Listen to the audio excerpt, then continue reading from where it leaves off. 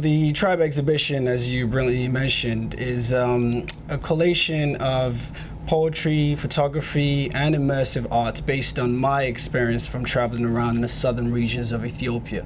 So it's my simulation based on the curated material of what I experienced throughout my whole journey. And did you set out to document this, or did you go to Ethiopia and you were so struck by it that you thought, I've got to do something about it? Absolutely the latter. I think I'm a big believer in the serendipity of life, and I went there with just a passion to, I guess, explore the culture and, I guess, reconnect with the indigenous living styles of those tribes. And when I was just blown away by all the things that I experienced, I thought I need to kind of document this in a very creative manner, so for others who perhaps don't have the opportunity to travel out there, perhaps then they might get those kind of strands of inspiration from the work that was it you trying to understand, because I mean you're a British Nigerian, yes. So obviously you have experience of Nigeria, West Africa, one presumes, yes. So was this an attempt to find out about other parts of Africa? Absolutely, because I think, I've had a myriad of experiences traveling and living in various countries, and I think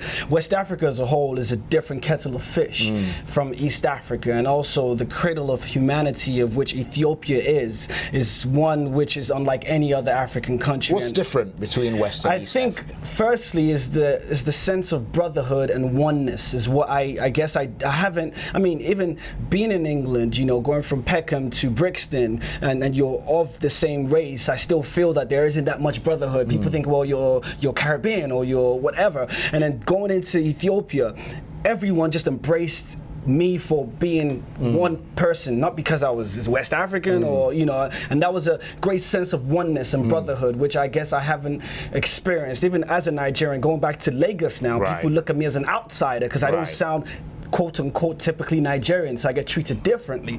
Whereas going to Ethiopia, none of that was existent, so that was something that kind of blew me away. Okay, and of course poetry, drama, literature, verse are central to your exhibition. Let's just take a listen to some of that now. What is your view? What is your test in reality, invariably binding everyone? What is your T.R.I.B.E? What is your tribe? Once again, I ask you to close your eyes and open your mind. Take a walk into my test in reality, invariably binding everyone. Take a walk into my tribe. I've got to tell you, Kay, that looks absolutely fascinating. It's already open here in London. What sort of response are you getting?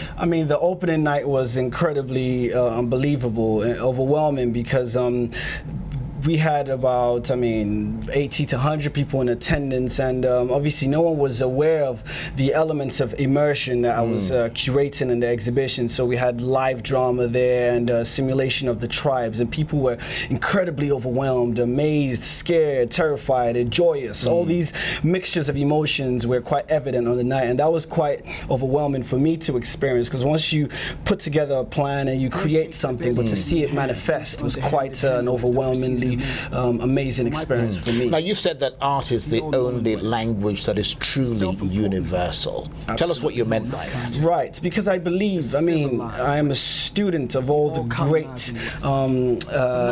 great, amazing people like Mandela, people like Martin Luther King, and Malcolm X, and the Gandhis. And for me, the oration, the power, and the belief that they used to transform not just people around them, but generations that came after that. To me, that was only due to the fact that the art that they used to do that was beyond the fact that they had immense degrees and all these other things, and every other thing that I guess in the society we live in gets put before art. I think those are the things that make resounding impacts from generation to generation. Okay. That's what I believe. Kay, thank you very much. Just before you go, briefly, where can we see this exhibition? So the exhibition will be live, and it's already live at the Espacio Gallery in Bethnal Green, so it's about 5 minutes away from Shoreditch High Street, and it's open till Sunday.